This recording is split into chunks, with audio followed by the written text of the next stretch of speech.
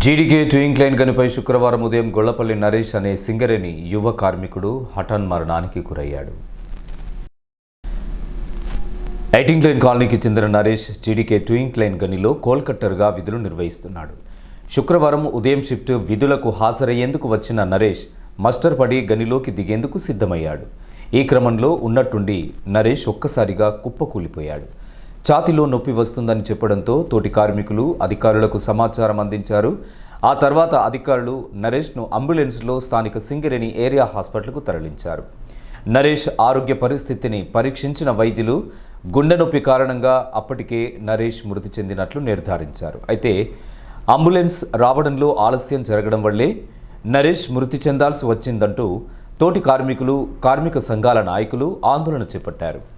ప్రతి గనిపై అంబులెన్స్ అందుబాటులో ఉండాలనే నిబంధన ఉన్నప్పటికీ యాజమాన్యం ఈ నిబంధనను అమలుపరచడం లేదని పలువురు నాయకులు మండిపడ్డారు.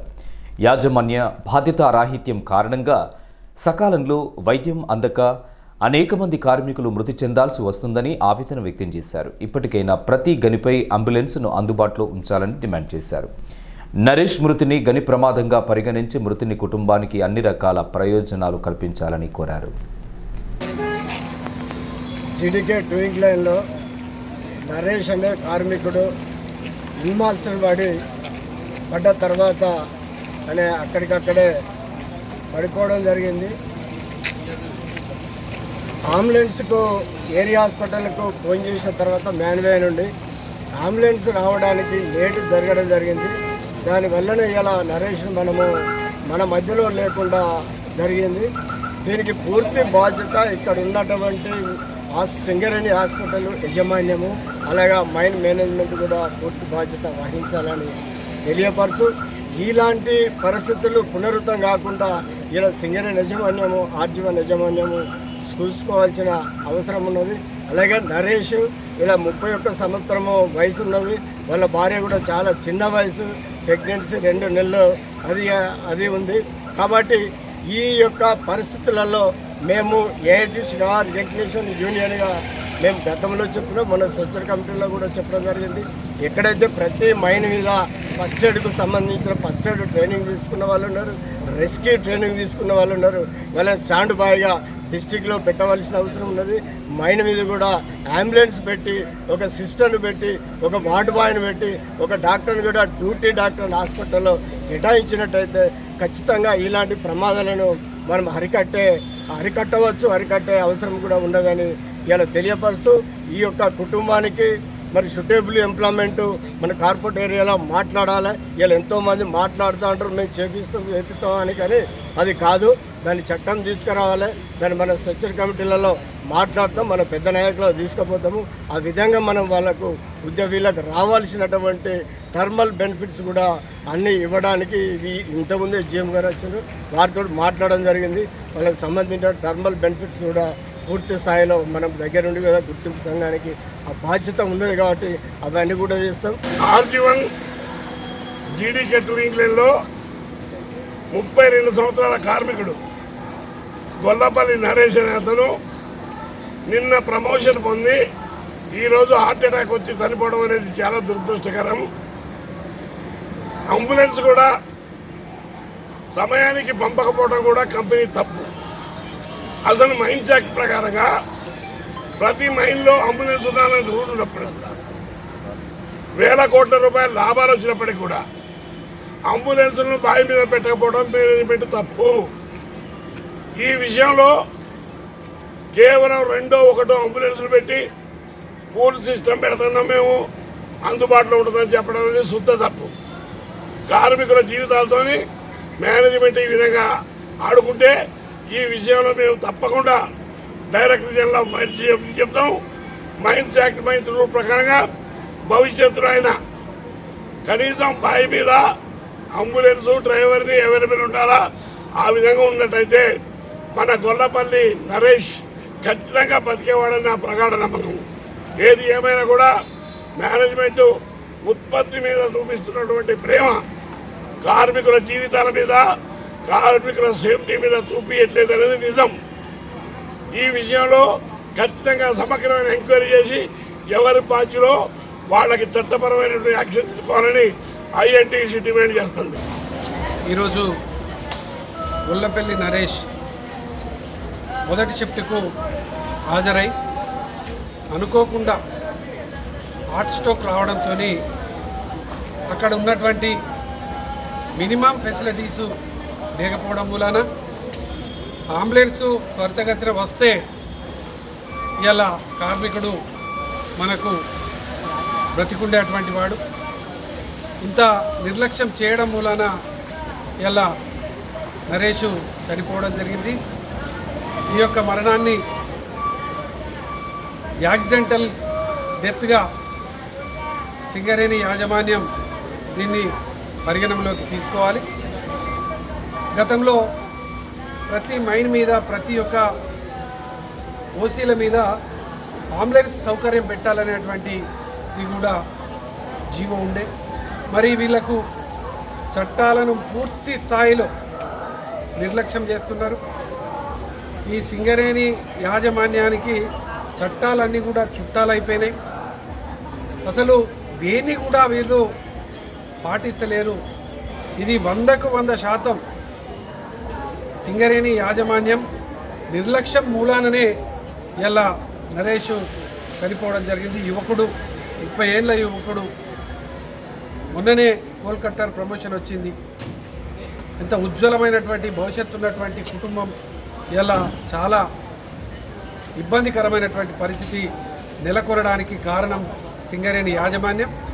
తప్పకుండా అన్ని సంఘాలన్నీ కూడా ఇలా ప్రజా సంఘాలన్నీ కూడా పార్టీలన్నీ కూడా ఈ యొక్క మరణాన్ని తప్పకుండా సింగరేణి యాజమాన్యం మీద తప్పకుండా కేసు నమోదు చేయాలి. చాలా దురదృష్టకరం. జీడీకే టూయింగ్ లైన్లో ఉప్పుపచ్చలారని కార్మికుడు ఈ నరేష్ అనే అతనికి హార్ట్ అటాక్ వచ్చి చనిపోవటం అనేది చాలా చిన్న వయసు, 31 సంవత్సరాలే. ఈ మధ్యకాలంలో కారణాలు ఏమైనా చాలామంది కార్మికులు హార్ట్ అటాకులతోటి ప్రమాదాలతోటి బాగా మంది చనిపోతూ ఉన్నారు. దీన్ని అరికట్టాల్సిన అవసరం ఖచ్చితంగా ఉంది. గతంలో ఎప్పుడో సర్కిళ్లను ఆధారం చేసుకొని ట్రీట్మెంట్లు కానీ అంబులెన్స్ల పరిస్థితి కానీ ఉండకూడదు. కొత్తగా దాన్ని మార్చాల్సిన అవసరం ఏర్పడ్డది. కనీసం 700 మందో 800 మందో ఉన్న మైన్కి ఖచ్చితంగా ఒక అంబులెన్స్ మైన్ విన్నే ఉండేటట్టు ఏర్పాటు చేయాలా. ఇవాళ అంబులెన్స్ లేట్ అవ్వడం వల్లనే కార్మికుడు చనిపోయింది అనేది ఇలా వాస్తవం. కమ్యూనికేషన్ చేసినా ఇవాళ లెవెలింగ్ క్లయింట్ హాస్పిటల్కి పోవాలంటే మినిమం 15 నిమిషాలు పోవడానికి పడుతుంది. 15 నిమిషాలు హార్ట్ అటాక్ వచ్చిన కార్మికుడు బతికే సందర్భం లేదు. ప్రతి మైన్ మీద ఇట్లాంటి ప్రమాదాలు లేకపోతే ఇట్లా హార్ట్ అటాక్ వచ్చినప్పుడు ఇమీడియట్లీ ఫస్ట్ ఎయిడ్ చేసేటట్టు కూడా కొంతమంది ట్రైనింగ్లు ఇప్పించి పెట్టించాలి సర్ఫేస్లో ఉండేటోళ్ళకి. అది కూడా నామమాత్రంగా ఉన్నారు. కొంచెం సంఖ్యను పెంచాల్సి ఉంది ట్రైనింగ్ సెంటర్లలో. ప్రతి మైన్ మీద అంబులెన్సే కాదు, అంబులెన్స్లో కూడా ఫస్ట్ ఎయిడ్ సంబంధించిన అన్ని పరికరాలు ఉంటే మంచిది. ఇలా సింగరేణి కార్మికులుగా ముందుగా ఫస్ట్ రావడానికి కారణాలు మనం నివాస ప్రాంతాల్లో సమస్యలు కరెక్ట్ లేవు. డస్ట్ ఎటు చూసినా గోదావరి కనికి 4 దిక్కుల 4 ఓపెన్ కాస్ట్ విపరీతంగా డస్ట్ ఉంటుంది, బూడిలు ఉంటుంది. బాయిలలో ఇళ్లలో పోతే ఇళ్లలో మంచిళ్ళు ఖచ్చితంగా వాటర్ వస్తున్నాయి. అందుకనే కారణాలు ఏమైనప్పటికీ ఇలా మైన్లో కూడా దిగి ఎక్కేటప్పుడు సందర్భంలో చాలామందికి యాక్సిడెంట్లు వస్తున్నాయి, అంటే జరుగుతున్నాయి హార్ట్ అటాక్లు. అందుకనే ఇప్పటికైనా సరే పాత సర్కులర్ మార్చేసి ఇట్లాంటి హార్ట్ అటాక్ వచ్చి నష్టపడ్డలందరినీ కూడా ఖచ్చితంగా ప్రమాదంగా గుర్తించి చేయాల్సిన అవసరం ఉంది. ఇక్కడనే అన్ని కార్మిక సంఘాలు ఉన్నాం, మీ యాజమాన్యాన్ని అన్ని కార్మిక సంఘాలు డిమాండ్ చేస్తూ ఉన్నాం. ప్రమాదాలనే ప్రమాదాలుగా కాకుండా డ్యూటీ పడ్డ ప్రతి మనిషి కారణం ఎట్లా చనిపోయినా ఆయన్ని మైండ్ యాక్ట్గా గుర్తిస్తేనే ఇలా బెనిఫిట్స్ వస్తాయి. ఆయన మొత్తం కలిస్తే ఆయన సర్వీస్ తగ్గుంది 30-32 లక్షలు కూడా రావు. మరి ఒక ఫ్యామిలీ దాదాపు 50 సంవత్సరాల జీవితానికి కోల్పోయి ఆ ఫ్యామిలీకి 30 లక్షలు అనేది వాళ్ళు నథింగ్ ఇవ్వాలి. మరి ప్రమాదం కాదు అని కంపెనీ రాస్తుంది కాబట్టి ఆయనకి యాక్సిడెంట్ బెనిఫిట్స్ ఏ బెనిఫిట్ కూడా చెల్లట్లేదు. అందుకని యాజమాన్యం ఆలోచించాల్సిన అవసరం ఉంది. మైన్లో అంబులెన్స్ పెట్టాలి, ఫస్ట్ ఎయిడ్ బ్రహ్మాండంగా ఉండాలి, మంచిగా నీట్గా ఉండాలి. ఏదో సేఫ్టీ మీటింగ్లో అప్పుడు చూపించుకోవడానికి ఏదో పెళ్ళప్పుడు బట్టలు వేసినట్టు వేసుడు కాదు. అంబులెన్స్ లేకపోవడం వల్ల ఇంతకుముందే వన్ వీక్ కూడా కాలేదు. 1 వీక్ కింద OC3లో అంబులెన్స్ లేకపోవడం వల్ల లేట్ రావడం వల్ల మనిషి చచ్చిపోయింది. ఇది కూడా అటువంటిది. ఇంకెప్పుడు నేర్చుకుంటారు మీరు? భర్త నేర్చుకుంటారా? ఇన్ని ప్రమాదాలు జరుగుతున్నాయి. మైన్స్ రూల్ ఉంది, వేరే కొత్త గొంతమ్మ కోరిక కాదు కదా. ప్రతి మైన్ మీద అంబులెన్స్ ఉండాలి, అంబులెన్స్ అలర్ట్ మిలిటరీలో లాగా ఉండాలి. ఇట్లా ఏమైనా అయిందంటే ఎక్కించుకొని రావాలి. సరే అంబులెన్స్ డిలే అయింది, మరి మేనేజర్ జీప్ ఉంది కదా, ఆయన పట్టుకురావచ్చు కదా మేనేజర్ రూమ్లో, వాళ్ళ కొరకేనా? కనుక ఇటువంటి నిర్లక్ష్యాలతో కార్మికులు చనిపోతారు. కార్మికుల ప్రాణాలు కాపాడండి. హెల్త్ ముఖ్యం. హెల్త్ చలికాలం, చలిలో అక్కడ నుండి వచ్చిండు, ఏమైందో ఏమో తెలియదు, డ్యూటీకి మస్టర్ పడ్డ తర్వాత ఇది మెయిన్ యాక్షన్ కింద ట్రీట్ చేయాలనేది మేము చెప్తాం. నరేష్ మరణం అనేది వాళ్ళ కుటుంబానికి తీరలేదు. అక్కడ మస్టర్ ఉన్న తర్వాత ఆయనకు నొప్పి వస్తుందని చెప్తే అంబులెన్స్ ఒక హాఫ్ అన్ అవర్ తర్వాత పోయింది. అంబులెన్స్ సకాలంలో చేరుంటే ఆయన ప్రాణం దక్కేది. అక్కడ ఉన్న గని మేనేజర్ జీపు కూడా ఉందట, మరి ఆ జీవులు తీసుకొచ్చినా కూడా ఇవాళ నరేష్ బతికేవాడు. ఏదేమైనా కూడా యాజమాన్యం నిర్లక్ష్యము, ఈ నిర్లక్ష్యాలు ఇట్లే ఉన్నాయి. ఎప్పుడైనా యాక్సిడెంట్ అయ్యి చచ్చిపోయినప్పుడే మాట్లాడుతున్నారు తప్ప తర్వాత దీన్ని రివ్యూ చేసి ఏం చేయాలని కూడా దీన్ని ఆలోచిస్తలేదు. కాబట్టి దీని పూర్తి బాధ్యత యాజమాన్యం వహించాలి. రేపు రాబోయే సక్సెస్ కమిటీ సమావేశాల్లో గుర్తింపు సంఘం ప్రధాన పాత్ర తీసుకొని ఇటువంటి యాక్సిడెంట్లు అయితే ఏ విధంగానైతే చేయాలి, ఎట్లా చేయాలి, కార్మికులను ఏ విధంగా ఫుల్ఫిల్ చేయాలనేది రేపు సక్సెస్ సమావేశంలో గుర్తింపు సంఘం దీన్ని చొరవ తీసుకొని దీన్ని ఏ విధంగా మంచి నిర్ణయం చచ్చినప్పుడే కాకుండా ఏ విధంగా ఎట్లా అయినా కూడా దాన్ని న్యాయం చేసే విధంగా రేపు మాట్లాడని తెలియజేస్తూ సింగరేణి కార్మికుల ఆరోగ్యాన్ని పట్టించుకొని సింగరేణి యాజమాన్యం ప్రతి మైనుకు ఒక అంబులెన్స్ అందుబాటులో ఉంచాలని చెప్పేసి గతంలో కూడా అనేక సందర్భాల్లో చెప్పడం జరిగింది. అయినప్పటికీ కూడా ఈ మధ్యకాలంలో ఒక అంబులెన్స్ సౌకర్యం లేక ఇక్కడ ఓసీ3 కానీ అక్కడ ఆర్జీ3కి సంబంధించింది కానీ మనుగురుకు సంబంధించింది కానీ అందుబాటులో అంబులెన్స్ ఉండడం వల్ల మనిషి యొక్క కార్మికుని యొక్క ప్రాణాలు కాపాడే అవసరం ఉంటుంది. దానికి ఫస్ట్ ఎయిడ్ చేయవలసిన అవసరం ఉంటుంది. ఆ కిట్ కనుక ఉన్నట్టంటే కనీసం స్టెబిలిటీకి వస్తే ఏ హాస్పిటల్కి వస్తే మనం ప్రాణాలు దక్కించుకునే అవకాశం ఉంటుంది. రక్షణ చర్యలలో భాగంగా ఇవాళ సేఫ్టీ ట్రైపార్టైట్ మీటింగులలో మాట్లాడిన మినిట్స్ కూడా అమలు చేయకుండా సింగరేణి యాజమాన్యం చూస్తూ ఉన్నది. ఈ నిర్లక్ష్య వైఖరి ఏదైతే ఉన్నదో దాన్ని వెంటనే పరిష్కారం చేయడానికి సేఫ్టీ ట్రైపార్టైట్ సమావేశం ఏర్పాటు చేయాలని చెప్పేసి సింగరేణి కోల్ మైన్స్ కార్మిక సంఘం తరఫున డిమాండ్ చేస్తూ ఉన్నాం. ఇట్లా గని ప్రమాదాలల్లో మస్టర్ పడ్డాకనే వెంటనే ఆయనకి ఏదైనా హార్ట్ స్ట్రోక్ కానీ పెరాలసిస్ కానీ వచ్చినట్టయితే అంబులెన్స్ అందుబాటులో ఉంటే మనం విలువైన ప్రాణాలు దక్కేటి, ఒక కార్మిక కుటుంబం బతికేది. కాబట్టి రక్షణ చర్యలు విస్మరిస్తున్న అధికారులపైన తక్షణమే చర్యలు తీసుకోవాలని సింగరేణి కోల్ మైన్స్ కార్మిక సంఘం తరఫున డిమాండ్ చేస్తూ ఉన్నాం.